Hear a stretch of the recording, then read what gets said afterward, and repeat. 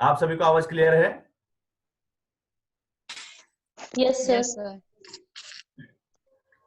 Last class में हमने grammar वाला सेक्शन किया था, और उस ग्रामर वाले सेक्शन के अंतर्गत हमने वाच्या, वॉइस जिसे अंग्रेजी में हम पढ़ते हैं, तो उसका चैप्टर हमने किया था। उससे रिलेटेड जो अभ्यास है, एक्सरसाइज जो थी, वो मैंने आज आप लोगों को प्रोवाइड करवाई थी। बहुत ज्यादा नहीं करवाया क्योंकि वो वाच्य जो है इतना बड़ा टॉपिक नहीं है, टॉपिक छोटा ही था, और आप लोगों ने कर भी लिया होगा। उससे रिलेटेड जो पिछला जो हिंदी ग्रामर का आपका सेक्शन था पिछले पेपर में, उससे पहला प्रश्न जो है वो वाच्य से संबंधित ही था, इसलिए मैंने सबसे पहले उसी को फोकस किया था। तो आज जरा आप लोगों ने वो एक्सरसाइज की है, सब लोगों ने? Yes sir. उसमें किसी को कोई समस्या? यस सर, कुछ डाउट है। हाँ, अब हम उन डाउट्स को एक एक करके क्लियर कर लेते हैं। Yes sir. आप लोगों के स्क्रीन पे वो वाचे वाली जो स्क्रीन है वो आ रही होगी शायद, है ना? Yes sir.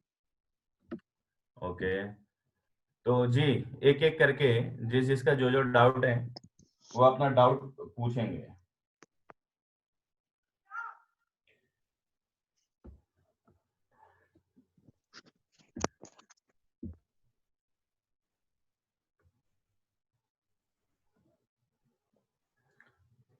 आप लोग अपना डाउट पूछें।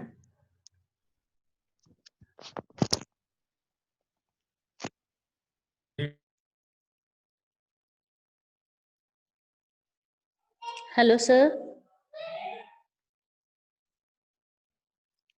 Hello sir.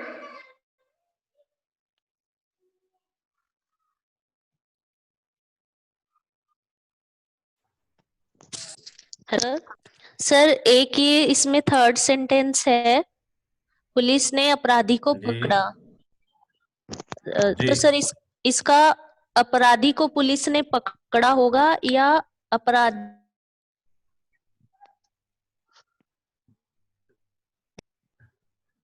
Hello. Hello sir. Meenakshi की बात पूरी होगी, शायद अभी कुछ लॉगिन कर रहे हैं तो डिस्कनेक्ट हो रहा है। Yes sir. आप ये पुलिस वाले को पूछ रहे हैं, पुलिस ने अपराधी को पकड़ा। Yes sir. Yes sir. आपने क्या बनाया इसका जवाब बताएंगे?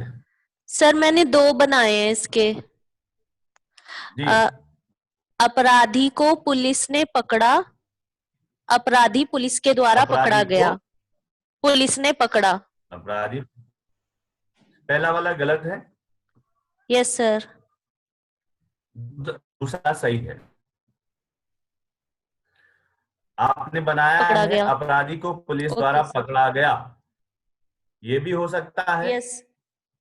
Yes sir. और दूसरा ये भी हो सकता है कि पुलिस द्वारा अपराधी को पकड़ा गया, यस सर। है ना? Yes sir. तो ये इसका है। और कोई इसके अलावा? सर निशा ने अच्छी कविता लिखी। निशा अच्छी कविता। Hello sir. अच्छी कविता निशा के द्वारा लिखी गई। या आप इसको ढंग से बनाएं, निशा द्वारा, जो करता है ना, यस कर्ता सर। को हम कोशिश करें कि कर्ता को वाक्य में सबसे पहले ही लें। अब जब हम ओके वाक्य सर। पढ़ेंगे ना, तो वाक्य में किसका स्थान कहाँ पे आना है, उन चीजों के यस सर। बारे में भी जो है हम लोग समझेंगे। जब वाक्य वाला चैप्टर आएगा तो कर्ता जरा अगर पहले आए तो ठीक, हमारा वाक्य थोड़ा सही रहेगा कि निशा ओके। के द्वारा अच्छी कविता लिखी अच्छी गई, कविता लिखी ये गई। सही होगा इसका, है ना? ठीक जी है सर। सर फिर एक भाववाच्य वाले में है। हाँ हाँ हाँ। सर इसमें है राधा नहीं था। हेलो। Hello sir. राधा वाला पूछ रही है, राधा नहीं हंसती? Yes sir. तो सर इसका बनाया है राधा राधा से से हंसा हंसा। नहीं नहीं जाता। बिल्कुल ठीक है, ठीक है, ठीक है, ठीक है, ठीक है, ठीक है। और सर और मैं पढ़ नहीं सकती, मुझसे पढ़ा नहीं जाता। बिल्कुल। सर इसका क्या होगा, अब घूमे, अब घूमा अब नहीं जाता। नहीं, नहीं, नहीं, नहीं तो है ही नहीं इसमें। अब मैंने एक चीज कहा है, ध्यान रखेंगे मेरी बात को। Yes sir. ज्यादातर वाक्यों में नकारात्मकता दिखेगी, ज्यादातर। Yes sir. लेकिन ये जरूरी नहीं है कि सब में नकारात्मकता दिखेगी। Okay sir. ये अब घूमा नहीं तो है ही नहीं इसमें, तो इसको हम कहेंगे कि अब घूमा जाए। Okay sir. क्या होगा? अब घूमा जाए। अब घूमा जाए। जी। यस। और सर मजदूरों ने ईंट नहीं उठाई। हाँ, मजदूरों से ईंट नहीं उठाई गई। अच्छा सर, मजदूरों से हम्म, ईंट नहीं उठाई गई। और बूढ़ी माँ चल नहीं सकती, बूढ़ी माँ हाँ, से चला नहीं जाता। जी, जी, जी, जी। ठीक है सर। जी, कोई और हैंड रेस कर रहे थे बीच बीच में, आप लोग भी अपना क्वेश्चन पूछें। बाकी लोग भी अपने प्रश्न करें। Hello sir. जी, कौन बात कर रही? सर मैं आशा बोल रही हूँ। जी, आशा बोलिए। सर जैसे हमें सेंटेंस दिया है तो इसमें हम ये भी देखेंगे कि ये प्रेजेंट में है तो प्रेजेंट में ही हम उसका वाच्य यस, परिवर्तन करेंगे। बिल्कुल 100% देंगे। ओके सर, ये डाउट हो रहा था, बाकी तो ठीक बन गए थे। एक घुमा नहीं जाता में कंफ्यूजन था, वो आपने बता दिया अभी। घूमन नहीं था वो, अब वो तो अब घूमने वाला है ना, कि अब घूमे। तो जैसे यस। हम लोग बोलते हैं कि चलो अब घूमा जाए, है ना?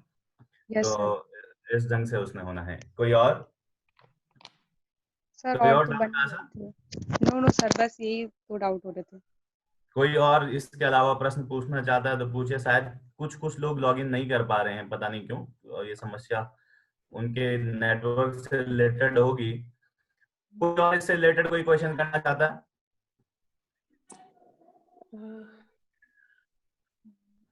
जिसका हाँ, यस, यस, मीनाक्षी जी। सर काल से रिलेटेड था कुछ डाउट। देखिए मीनाक्षी, अभी जो काल वाला जो चैप्टर है ना, ही मैंने उसकी एक्सरसाइज दी है। ओके और सर। और वो चैप्टर अभी पूरा बचा हुआ है। क्यों एक्सरसाइज इसलिए नहीं दी है, जब चैप्टर कंप्लीट हो जाएगा यस तो सर। उसके बाद उसकी एक्सरसाइज को करना थोड़ा ज्यादा उचित रहेगा मेरे अनुसार। Okay sir. और उसके डाउट्स हम उसके बाद ही सारे क्लियर करेंगे, जब वो क्लियर हो जाएगा चैप्टर, है ना? क्योंकि उसमें अभी बहुत कुछ हमने करना बाकी रह गया। Okay sir. और कोई किसी और चीज से रिलेटेड प्रश्न?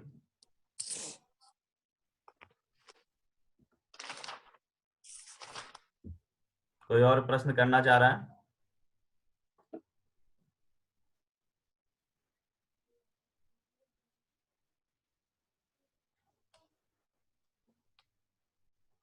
अर्ध सरकारी पत्र से रिलेटेड किसी का कोई क्वेश्चन है?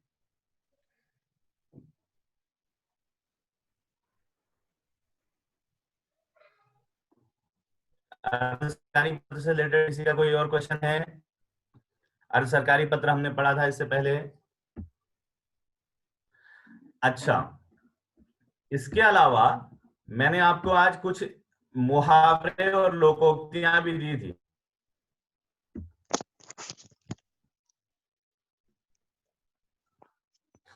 मुहावरे और लोकोक्तियां आप लोगों की पुस्तक आपके पास हिंदी में होंगी तो बहुत सारे होंगे।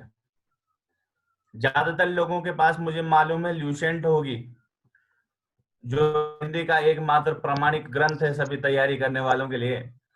तो उस ग्रंथ में भी बहुत सारे मुहावरे और लोकोक्तियां आप लोगों को देखने को मिलती होंगी, लेकिन हमें वो सारी नहीं पढ़नी। मैं आप लोगों को जो भी ये पीडीएफ बना के प्रोवाइड करवाऊंगा, एक चीज ध्यान रखें कि मुहावरे और लोकोक्तियां आसान जरूर लगती हैं, लेकिन आसान तब लगती हैं जब आपके पास विकल्प होंगे। आप एमसीक्यूएस बहुविकल्पी प्रश्न पत्र आपका होगा, उसको जब अटेम्प्ट कर रहे हैं तब आपको मुहावरे और लोकोक्तियां जरूर आसान लगती हैं, क्योंकि आपके पास 4 ऑप्शन होते हैं और उन 4 ऑप्शन में से आपको एक को क्लिक करना होता है। लेकिन यहां पर आपके पास विकल्प नहीं होगा। आपको मुहावरा या लोकोक्ति दे दिया जाएगा और उस मुहावरे और लोकोक्ति का एक तो आपसे अर्थ पूछा जाएगा, और अर्थ के बाद आपको, जैसे आपके सिलेबस में है ही, अर्थ के साथ साथ उसका वाक्य में भी प्रयोग करना होगा। तो वाक्य प्रयोग आप तभी कर सकते हैं जब आपको मुहावरे और लोकोक्ति का सही अर्थ पता हो। यदि आपको सही अर्थ पता नहीं है तब आप उसका वाक्य प्रयोग नहीं कर सकते। तो इसका मतलब आपको एक एक मुहावरा जो हम प्रोवाइड करवाएंगे, देखिए आपकी बुक में तो बहुत सारे हैं, लेकिन जो हम प्रोवाइड करवाएंगे वे विभिन्न राज्यों की समीक्षा अधिकारी, सहायक समीक्षा अधिकारी, उच्च न्यायालयों के समीक्षा अधिकारी और विभिन्न लोक सेवा आयोगों द्वारा, विभिन्न राज्यों के लोक सेवा आयोगों द्वारा जो भी हिंदी का जो प्रश्न पत्र है उसमें जो जो पूछे गए हैं उसका संकलन है, और उन्हीं संकलनों में से आपको जो है ये मुहावरे और लोकोक्तियां प्रोवाइड करवाई जाएंगी। तो आपने ये ही पढ़ने हैं। मैक्सिमम कोशिश ये करें, मैं 20-20 आपको जो हूँ देता रहूंगा, जैसे आज 20 दिए थे, और इसका टेस्ट भी होगा, और टेस्ट इसका रैपिड फायर में होगा। वो कैसे होगा मैं आपको नहीं अभी डिस्क्लोज करूंगा, जब टेस्ट होगा तभी पता चलेगा उसका। तो जैसे आपको ये पेपर में दे देगा कि घोड़े बेचकर सोना, एक जनरल सा आइडिया हर किसी के मन में होगा इसका, घोड़े बेचकर सोना, लेकिन इसका सही जो अर्थ है उसको लिखना है, आपने क्लिक नहीं करना है, लिखना है उस चीज को। तो जब लिखने की कोशिश करेंगे तो आप लोग वहां पे फंसेंगे एग्जामिनेशन हॉल में। इसमें चीज में ये चीज परेशान करती है वहां पे, क्योंकि हम लोग जिन्होंने मेंस दिया होगा उन लोगों को अनुभव होगा, और जिन्होंने नहीं दिया उनके लिए बहुत नई होने वाली हैं ये चीजें। तो इस बात को ध्यान रखें कि हमने जो अप्रोच लेनी है वो ये लेनी है कि हमने इसको याद करके चलना है, और मुहावरे और लोकोक्ति के बारे में बात कर रहा हूँ तो इसको याद करके चलेंगे, और इसका सही उत्तर हम लिखेंगे वहां पर, है ना। तो इन जो 20 दिए हैं, 20 आपको इनका अर्थ बाय हार्ट याद होना चाहिए, और इसके बाद आपका काम ये होगा इसमें इन मुहावरे और लोकोक्तियों पर आपने अपने अनुसार जो है वाक्य बनाने हैं। अच्छा, जरा मैं पूछना चाह रहा हूं, ये जो हमारी क्लास चल रही है इसमें रेडमी नाम से कोई है?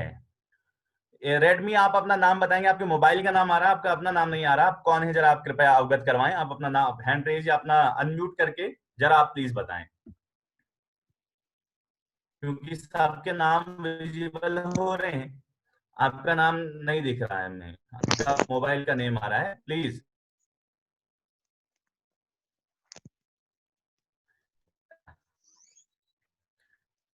रेडमी का मोबाइल किसका है या रेडमी नाम से आ रहा है? आपको अपना नाम बताना पड़ेगा जी, आप नाम बताइए, अन्यथा आपको जो है क्लास से फिर वंचित कर सकते हैं अगर आप नाम नहीं बताएंगे तो। इस पे से फिर आपको एग्जाम क्लियर नहीं होंगे। आप कृपया अपना नाम बताएं।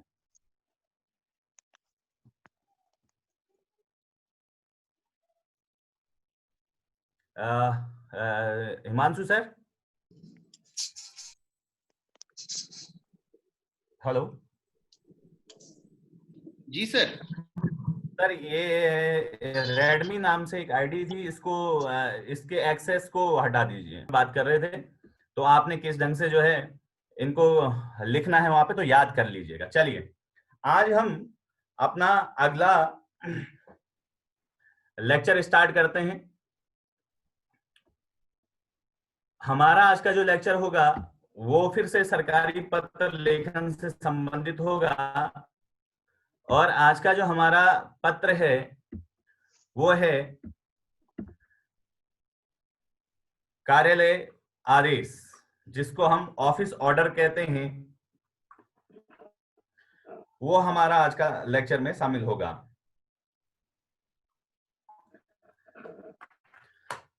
देखिए अभी तक दो सरकारी जो आपके जो पत्र हैं, पत्र लेखन के अंतर्गत दो पत्र हम कर चुके हैं, जिसके अंतर्गत शासकीय पत्र, अर्धशासकीय पत्र हम कर चुके हैं। उसके रिलेटेड क्वेश्चन कुछ लोगों ने हमें दिखाया है, सभी लोगों ने अच्छा लिखा है, कुछ कुछ कमियां हर किसी के उसमें वो धीरे धीरे दुरुस्त हो जाएंगी।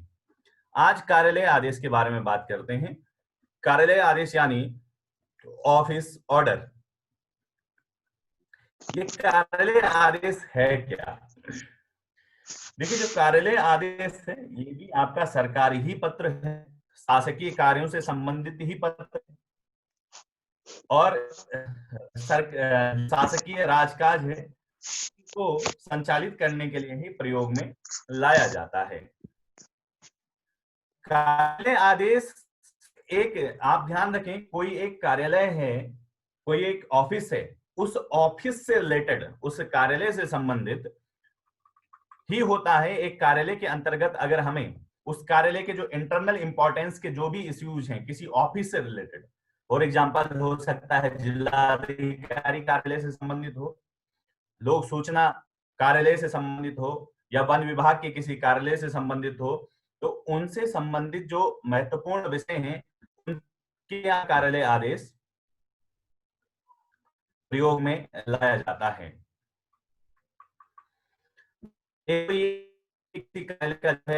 इंटरनल इशू है, उस इंटरनल इश्यू से रिलेटेड आपको कोई इन्फॉर्म करना है, किसी अधिकारी को इन्फॉर्म करना है, या किसी कर्मचारी को इन्फॉर्म करना है, या उस कार्यालय के अंतर्गत डिसिप्लिन मेंटेन करने के लिए इन्फॉर्म करना है, तो उसके लिए आपका प्रयोग किया जाता है। दूसरा, यहां तक हम अगर बात करें आ रही, तो जो कार्यालय आदेश है ये गजेटेड ऑफिसर होता है। अराजपत्रित अधिकारी जो होते हैं या कर्मचारी जो होते हैं, उनकी सेवा से संबंधित मामलों, सेवा से संबंधित सर्विस रिलेटेड जो भी मैटर्स होते हैं आपके अराजपत्रित अधिकारियों के, जैसे आप किसी को छुट्टी देनी है, लीव चाहिए, किसी को अवकाश चाहिए, किसी को प्रमोट करना है, प्रमोशन किसी का हो जाए उसके लिए सूचित करना हो, किसी का ट्रांसफर हो जाए, एक जगह से दूसरे जगह ट्रांसफर करना हो, तो उसके लिए जो ऑर्डर जारी किया जाता है, ध्यान रखें अराजपत्रित जो अधिकारी है, इसको आप अंडरलाइन करेंगे अपने नोट जब आप बनाएंगे। देखिए आपको पीडीएफ तो मिल रहा है, लेकिन पीडीएफ के साथ साथ आपको जो है इसको हाथ से लिखना होगा अपने नोट्स में। इस बात को सभी लोग सुन लें, बहुत ध्यानपूर्वक सुने। पीडीएफ मिल गया और आपका काम बच गया तो काम से ना भागें, कामचोर ना बने, लिखने की आदत डालें, क्योंकि मेंस लिखने का ही काम है। तो ज्यादा से ज्यादा इन चीजों को अपनी नोटबुक में लिखते चलें, और जो हम अंडरलाइन क्या करना है, कैसे करना है, उसको अभी आप रफ भी बना सकते हैं और बाद में उसको फेयर कर लें, लिखना आवश्यक है। तो अराजपत्रित जो अधिकारी हैं, यहाँ पे अराजपत्रित ध्यान रखेंगे, उनकी सेवा संबंधित मामलों से संबंधित होता है कार्यालय आदेश। महत्व एवं प्रयोग में हम दोबारा उसी बात को रिपीट करेंगे। आप इसमें देखें इसका इंपॉर्टेंस क्या है और यूज क्या होता है, कि क्या क्या, देखिए कोई अराजपत्रित अधिकारी के सेवा संबंधित मामले क्या क्या हो सकते हैं, उनके लिए जो आदेश जारी किया जाएगा वो कार्यालय आदेश ही जारी होगा। अब वो मामले क्या क्या हो सकते हैं, नियुक्ति, आप माना कल के दिन आप एआरओ बन गए हाई कोर्ट में, आपके नियुक्ति के लिए जो आदेश जारी किया जाएगा वो आपका कार्यालय आदेश होगा।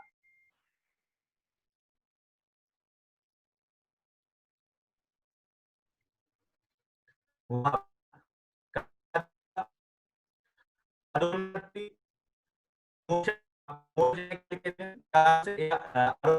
अधिकारी बन गए तो उसके लिए आदेश जारी होगा, वो कार्यालय आदेश होगा। स्थानांतरण करना है,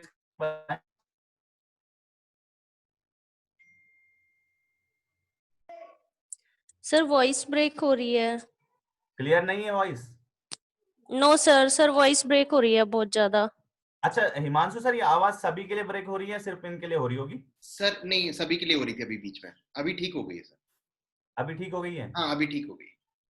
अच्छा आप लोग थोड़ा एक चीज का ध्यान रखें, हम आजकल देहरादून में नहीं है, देहरादून पहाड़ों में है, तो पहाड़ों में नेटवर्क की थोड़ा प्रॉब्लम तो है, तो इस वजह से ब्रेक होगा। लेकिन रिकॉर्डिंग और जिस चीज का अगर बीच बीच में अगर रिकॉर्डिंग में भी नहीं आता तो आप उसको मुझे पर्सनली कॉल करके पूछ सकते हैं। क्लियर? Yes sir. तो हम क्या कह रहे थे कि जो आपके ये अधिकारी, इनका नियुक्ति हो गया। नियुक्ति का मतलब हम दोबारा से उस चीज को रिपीट कर रहे हैं कि आप एआरओ नियुक्त हुए, एआरओ नियुक्त होने के पश्चात जो है आपकी नियुक्ति का जो आदेश होगा वो कार्यालय आदेश के माध्यम से आपको ज्ञात होगा। पदोन्नति, आप एआरओ से आरओ बने तो ये आपका प्रमोशन हुआ, ये भी आपको कार्यालय आदेश के माध्यम से ही अवगत होगा। आपको ट्रांसफर कर दिया जाए एक स्थान से दूसरे स्थान पर, ये भी आपका कार्यालय आदेश के माध्यम से। अवकाश, आपको किसी कारण से छुट्टी चाहिए तो वह जो छुट्टी है वो भी आपको कार्यालय आदेश के माध्यम से ही प्राप्त होगी। निलंबन, सस्पेंशन किसी का हो जाता है किसी कारण से, किसी प्रकार का कोई अनुशासनात्मक यदि कोई कमी रह जाए किसी कर्मचारी या अधिकारी में, उसको सस्पेंड कर दिया जाए, निलंबन कर दिया जाए। सेवा समाप्ति, टर्मिनेट किसी को करना है, किसी कर्मचारी को चेतावनी देनी है, या उसका जो एक आपकी कैरेक्टर सर्टिफिकेट से या कैरेक्टर बुक समझिए किसी भी कर्मचारी की होती है सेवा से संबंधित, तो उसमें अगर आपको नेगेटिव एंट्री करनी है तो ये सारी नेगेटिव एंट्री, इन सारे कार्यों के लिए जो भी आदेश जारी होगा वो कार्यालय आदेश के माध्यम से ही जारी होगा। एक पॉइंट ये है, नया इसका प्रयोग नए पदों के, अगर आपको नए पद जारी करने, किसी विभाग के अंतर्गत किसी कार्यालय में जो है नए पद जारी करने हैं, तो वो पद भी, उन पदों को जो मंजूरी है, उन पदों के बारे में जो मंजूरी दी जाती है कि भैया हमें ये पद, इतने पदों को इस विभाग के अंतर्गत मंजूरी प्रदान की जाती है, तो यह भी कार्यालय आदेश के माध्यम से ही होगा। कोई अधिकारी है, उन अधिकारियों के बीच में सेक्शंस का अगर बंटवारा करना है, कोई एक विभाग है, विभाग के अंदर अनुभाग होते हैं, सेक्शंस होते हैं, और वो सेक्शंस माना सेक्शन 1 2 3 बांट दिए, अनुभाग बांट दिए।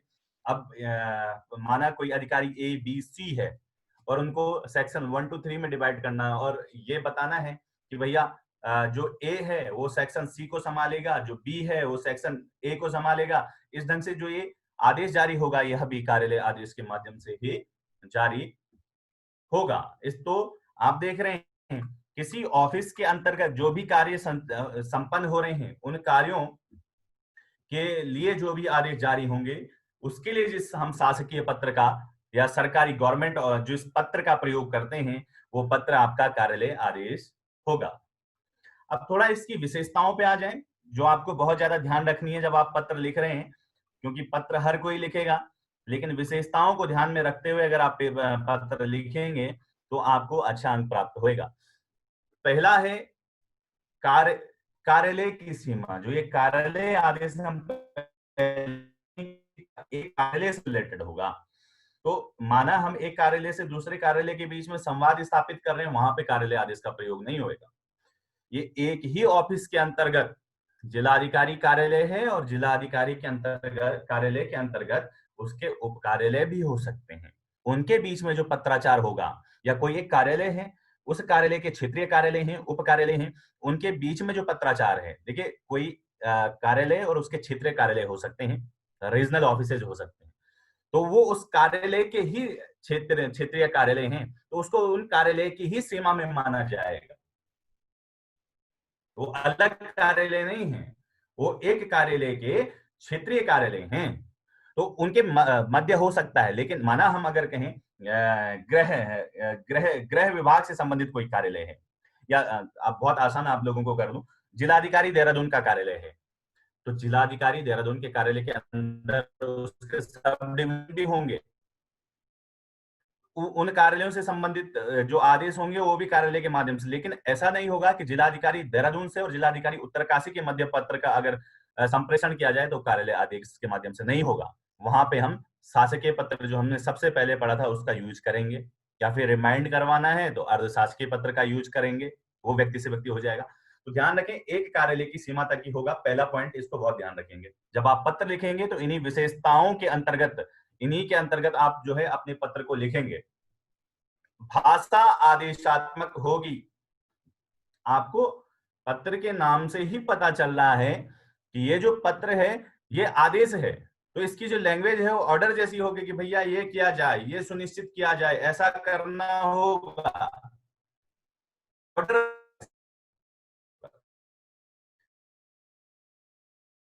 बहुत महत्वपूर्ण है, सदैव ऊपर से नीचे की ओर लेके जाएंगे। ऊपर से नीचे की ओर मतलब आप वरिष्ठ से कनिष्ठ की ओर, क्योंकि ऑर्डर हमेशा जो है। आवाज क्लियर है? कनेक्टिविटी ठीक है ना? सर नहीं आ रही आवाज, आवाज नहीं आ रही थी अभी। अभी आ रही है सर? हाँ अब आ रही है। पहला पॉइंट क्लियर हुआ था? सर पहला क्लियर है, दूसरा दूसरा भी क्लियर है सर। ठीक है, तीसरे पे आते हैं। तीसरा जो है सदैव ऊपर से नीचे लिखा जाएगा। ऊपर से नीचे का मतलब जो है कि वरिष्ठ से कनिष्ठ की ओर लिखा जाएगा, सीनियर टू जूनियर लिखा जाएगा, क्योंकि ऑर्डर जो है, ऑर्डर हमेशा सीनियर से जूनियर की ओर जाता है, सीनियर से सीनियर, जूनियर सीनियर को ऑर्डर नहीं दे सकता, वो उसे रिक्वेस्ट कर सकता है ना।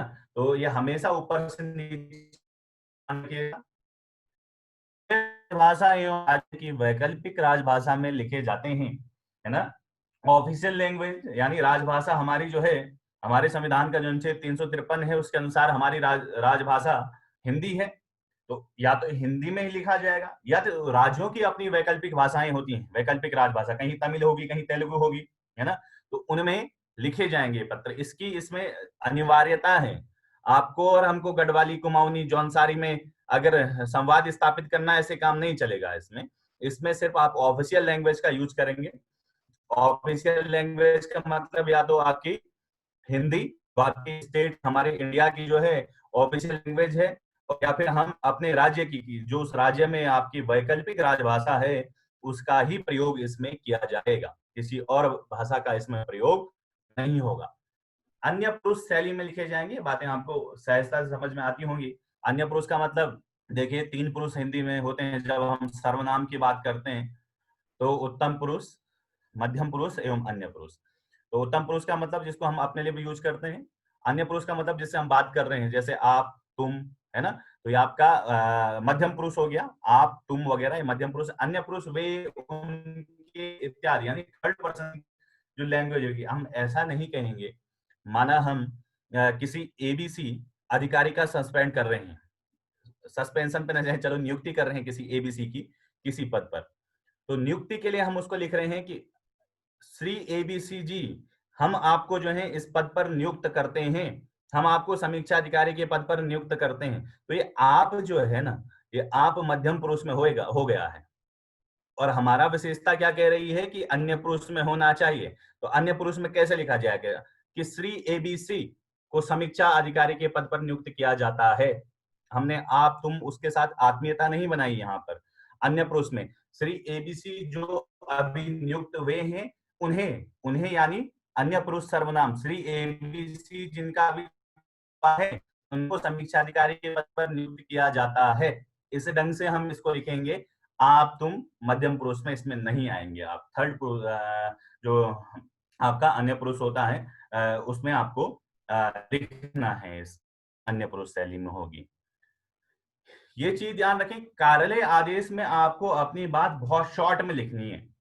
विचार आ रहे हैं, मतलब अपने आप लेटर लिखने लगे हैं कि आपने परीक्षा में अच्छा प्रदर्शन किया है श्री एबीसी जी, और इसके तहत जो है हमने आपकी रैंक भी देखी और आपकी रैंक के अनुसार जो है आपको चयन मिला। तो ये सारी जो है रामायण महाभारत इसमें नहीं लिखी जाएगी, बहुत शॉर्ट में अपनी बात को कहा जाएगा। इसमें बहुत संक्षिप्त होना चाहिए, सहज होना चाहिए, बिल्कुल क्लियर एंड कट। आपको शॉर्ट में अपनी बात को रखनी है कि भैया आपको नियुक्त किया जाता है, ठीक है ना, या इन्हें नियुक्त किया जाता है ना। तो ये बात आपको ध्यान रखनी होगी। अगला एक पॉइंट है इसमें, माना हमने कार्यालय आदेश लिखा, तो कार्यालय आदेश हम इसलिए नहीं लिख रहे, हमने एबीसी के लिए आदेश जारी कर दिया है, तो हमें उनसे किसी प्रकार का उत्तर नहीं चाहिए, हमने तो उन्हें आदेश दिया है ना। तो इसमें जिसको लिखा जाता है उससे कोई आंसर का एक्सपेक्टेशन हम नहीं करेंगे कि उससे हमें कोई उत्तर इसके लिए मिलेगा। क्यों? क्योंकि हमने इसको ऑर्डर जारी किया है, और ऑर्डर में जो है हमने उससे क्वेश्चन नहीं पूछा है, हमने उसको ऑर्डर जारी किया कि भैया आप ऐसा करेंगे, तो आप ऐसा करेंगे तो करेंगे। उससे आप हमारे साथ क्वेश्चन आंसर करके उसमें कोई आर्गुमेंट स्थापित नहीं करेंगे, किसी प्रकार का संवाद नहीं होगा। वो ऑर्डर जारी कर दिया, वो अनुपालन के लिए है, आपको इन्फॉर्म हमने कर दिया है, वो इन्फॉर्मेशन आप तक पहुंच गई है, अब उस इन्फॉर्मेशन का पालन होना चाहिए। तो इससे किसी प्रकार का आंसर की अपेक्षा हम नहीं करते हैं। और लास्ट पॉइंट हमने लिखा है अभिवादन एवं पत्रांत औपचारिकताएं। जैसे हम वो लिख रहे थे सभी पेपर जो इससे पहले के लेटर थे कि भवदीय वगैरह जो हम लास्ट में लिख रहे थे, स्वनिर्देश वगैरह, इस प्रकार का हमें कुछ नहीं करना है। अभी मैं इसका फॉर्मेट आप लोगों को बता देता हूँ। तो ये कार्यालय आदेश क्या है, इसका महत्व क्या है, इसका प्रयोग क्या है, कहाँ कहाँ यूज होगा, इसकी विशेषताएं, किस दायरे में रह के आपको कार्यालय आदेश को लिखना है, वो आपको इसके अंतर्गत हमने बताया है। अब अगर हम बात करें तो इसका फॉर्मेट देखें जरा, फॉर्मेट कैसा होगा। ये जो फॉर्मेट है ये 3 लेटर का होगा। मैं आपको बताऊंगा किस किस का इसके साथ कार्यालय ज्ञाप अधिसूचना का भी ऐसा ही फॉर्मेट होना है। तो इस फॉर्मेट को याद रख लें, 2-3 लेटर का आपका क्लियर कर देगा। अब देखिए, जब आप फॉर्मेट की बात करते हैं तो फॉर्मेट में जो है आप को इससे अलग भी फॉर्मेट मिल सकता है, लेकिन हम एक आइडियल फॉर्मेट स्थापित करने की कोशिश कर रहे हैं आप लोगों के सम्मुख। कौन जुड़ गया और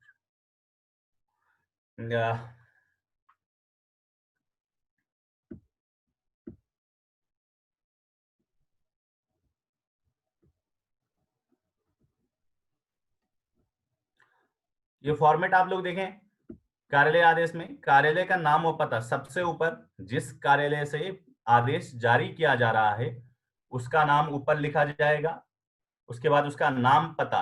अच्छा, अब थोड़ा मॉडर्न हो चुका है, तो नाम पता और स्थान जब आपने लिख दिया कि माना कोई कार्यालय है, उसका कार्यालय का नाम लिख दिया, उसका पता लिख दिया और स्थान जहां से आदेश जारी हो रहा है, उसके बाद अब आप ईमेल आईडी अगर ऑफिस की है, या फिर नीचे से अगर दूरभाष आपको अब पत्र दिखेंगे तो उन पत्रों में आपको ईमेल आईडी भी दिखेगी, तो फिर आप लोग क्वेश्चन करेंगे कि सर ये तो ऐसा लिखा हुआ है, कई लोग करते हैं, तो उसमें वो एडिशनल है, जरूरी नहीं है। ये एक आपका इसका स्ट्रक्चर है, इसकी जो मेन बॉडी है ये है।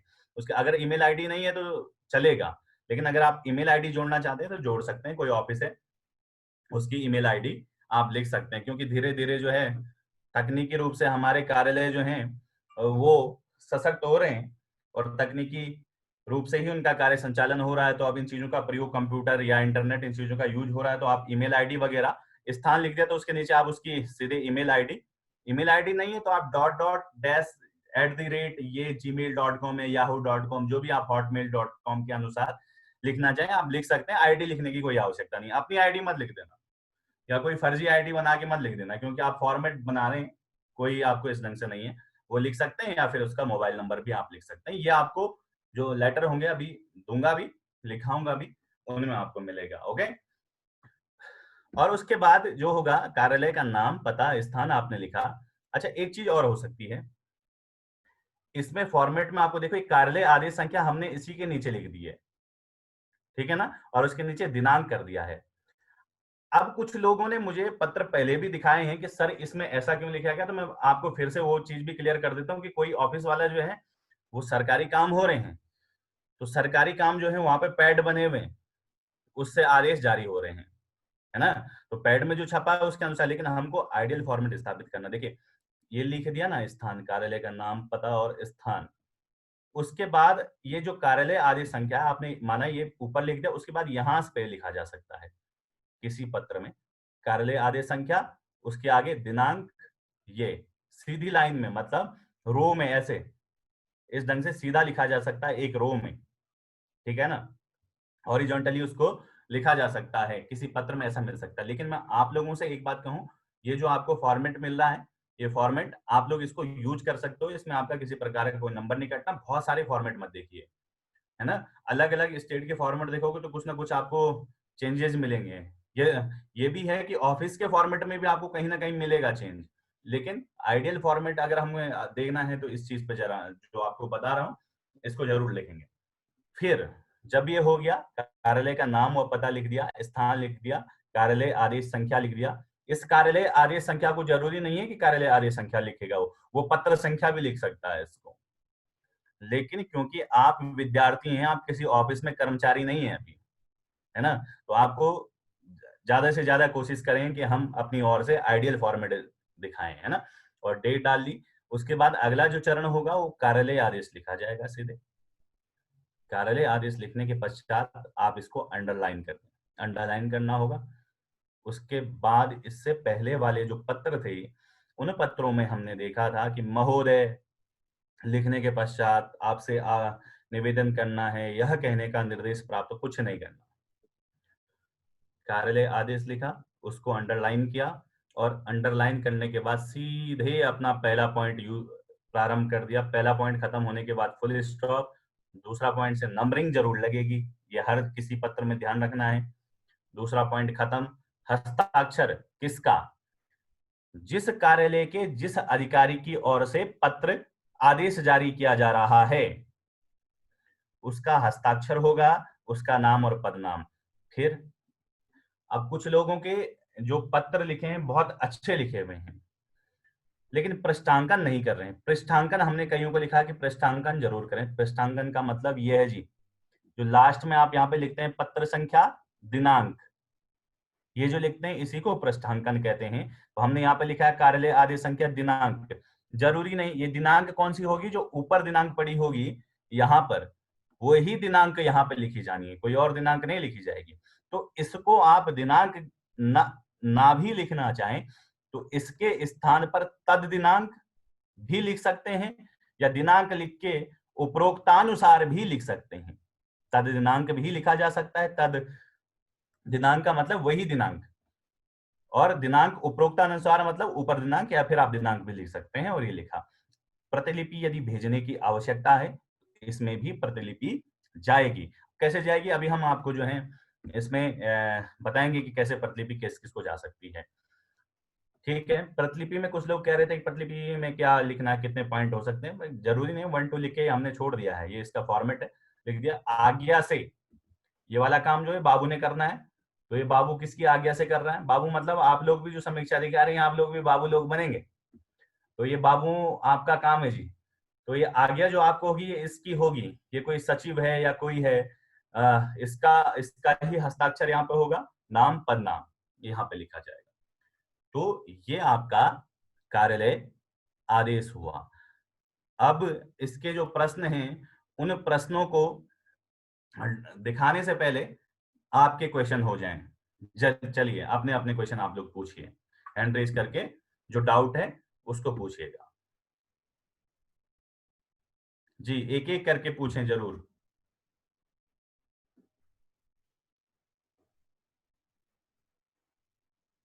किसी पॉइंट में किसी की कोई समस्या हो? आशा जी, आशा बोलिए। सर अराजपत्रित का मतलब क्या होता है? अच्छा मैं आपको एक सामान्य सी भाषा में बता देता हूं, उसके बाद विशेष भाषा में बता। अराजपत्रित मतलब जो आपके डॉक्यूमेंट को अटेस्ट नहीं कर सकता। चलिए, राजपत्र का मतलब क्या होता है, देखिए राजपत्र को देखें, राजा द्वारा जारी किया गया पत्र। जी सर। अगर हम राजपत्र की बात करें तो राजा द्वारा जारी किया गया पत्र, तो आज तो राजशाही है नहीं, तो राजशाही का मतलब आज अगर हम स्थापित करें तो राजकाज से। इसको हम इंग्लिश में गजट कहते हैं, गजट, गवर्नमेंट गजट आपने सुना होगा। जी सर। तो जिन अधिकारियों के नियुक्ति, उनका स्थानांतरण या उनकी सेवा से संबंधित जो मामले हैं वो राजपत्र, राजपत्र मतलब जो शासन का पत्र होता है उसमें प्रकाशित होता है, तो उन अधिकारियों को कहते हैं राजपत्रित अधिकारी। बात समझ में आ रही है? जी सर। जिनका नहीं होता वो अराजपत्रित अधिकारी हो गए। Okay sir. बात समझ में आ रही है ना? जी सर। ठीक है, और किसी और का क्वेश्चन? मीनाक्षी जी। यस सर जो वो न्यूज़पेपर में आता है ना एक राजपत्र करके पूरा पेज आता है, हाँ हाँ तो हाँ। सर उसमें मतलब वही होता है कि सब गजेटेड का ही वो रहता है उसमें? देखिए जो राजपत्र से संबंधित बातें आएंगी, एक्चुअली जो न्यूज़पेपर में प्रकाशित होता है ना, वो हम अभी लेटर को पढ़ेंगे, वो प्रेस नोट होता है, उसको प्रेस ओके विज्ञप्ति कहते हैं। सर। हाँ वो मुझे कभी समझ ही नहीं आता, मैं सोचती हूँ कि ये मतलब क्यों दिया होता है, क्या है ये? समझ आ जाएगा जी, अभी आप क्लास ज्वाइन करके रखें, कंटिन्यू रहें तो समझ बिल्कुल आएगा आपको, इसलिए ओके आपने सर। ज्वाइन किया है, उसके निश्चिंत रहो। वो जो न्यूज़पेपर में आते हैं ना, न्यूज़पेपर में कार्यालय आदेश भी आता है, उसको प्रकाशित करना, देखो अब न्यूज़पेपर में प्रेस नोट के नाम से जारी किया जाता है उसको, ओके सर। है ना? तो उसको अभी देखेंगे, राजपत्रित अधिकारी क्लियर हो गया होगा सभी लोगों के, अगर नहीं है तो जो बड़े बड़े अधिकारी हो राजपत्रित अधिकारी, छोटे कर्मचारी अधिकारी हो राजपत्रित अधिकारी, ये सामान्य भाषा में है। Yes sir. जी कोई और? किसी और का कोई प्रश्न फॉर्मेट से रिलेटेड, विशेषताओं से रिलेटेड, कोई भी कोई चीज समझ में ना आई हो? जी बिल्कुल पूछें।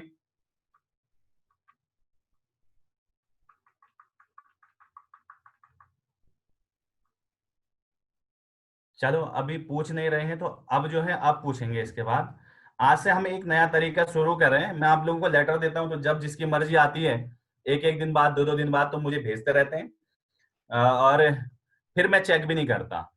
तो एक चीज और बता देता हूं कि माना अभी ये लेटर है, तो लेटर लिखा है तो इसका जो चेक करवाना है, अभी क्लास 7:15 बजे या जितने बजे भी ओवर होगी, उसके बाद 10 बजे तक का समय होगा आप लोगों के पास, वो लेटर आज ही चेक होंगे। एक्चुअली होता क्या है, आप लोग जब मर्जी है तो लिख दिया और मुझे भेज दिया, तो चेक भी नहीं हो पाते फिर, है ना?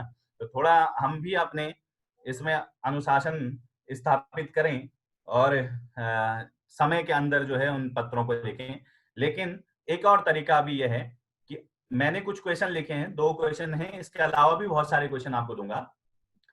ये पहला पत्र थोड़ा आसान है और दूसरा क्वेश्चन दिख रहे हैं आप लोगों को स्क्रीन पर? Yes sir. Yes sir. जी, तो ये पहला प्रश्न लिखा है। इस प्रश्न को आप लोग सभी अभी लिखकर अभी लिखेंगे इसको, और अभी लिखेंगे सभी लोग। वो फॉर्मेट आपको ऊपर दिया है, उस फॉर्मेट के अनुरूप आप अपनी अपनी भाषा में अभी लिखकर ग्रुप में नहीं तो मुझे ग्रुप में ही, बिल्कुल सभी लोग ग्रुप में ही डालेंगे, और मैं फिर एक एक जैसे जैसे लिख लेंगे तो उसके बाद जो है उसको आपको बताऊंगा। आइडियल तो मैं बताऊंगा कि क्या लिखना है उसमें, लेकिन आप लोग इसको उस फॉर्मेट के अनुसार लिखेंगे। पहला वाला प्रश्न जो श्री आबासा लिपिक लेखानुभाग शिक्षा विभाग को दिनांक 25 नवंबर 2019 से 5 दिसंबर 2019 तक चिकित्सा प्रमाण पत्र के आधार पर अवकाश स्वीकृत करने के लिए सचिव की ओर से कार्यालय आदेश जारी करें। इसको उस फॉर्मेट में लिख के अभी सारे लोग मुझे दिखाएंगे, क्योंकि सभी लोग नहीं दिखाते हैं, सारे लोग दिखाएंगे इसको।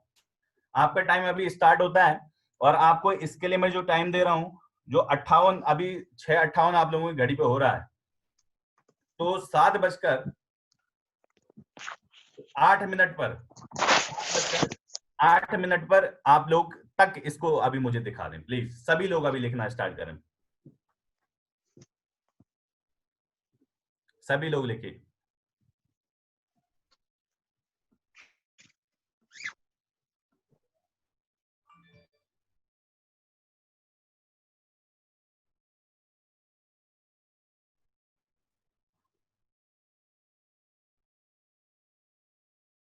सभी लोग लिख के तुरंत दिखाएं।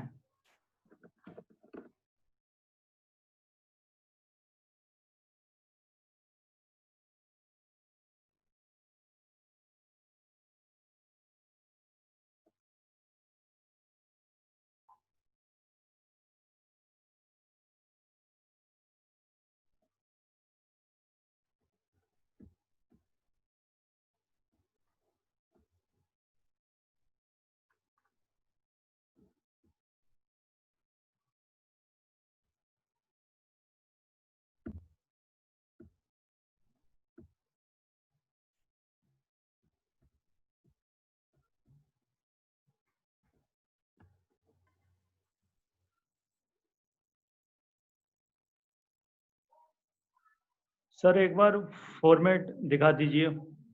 अच्छा, ओके।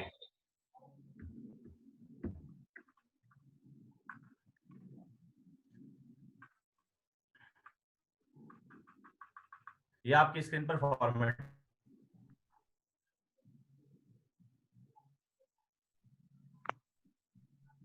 ठीक है सर।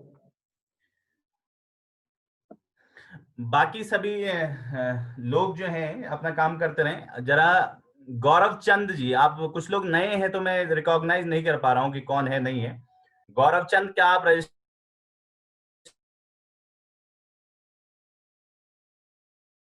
गौरव चंद नाम से कोई आईडी में जुड़ा है? गौरव चंद, क्या आपका रजिस्ट्रेशन हो चुका है?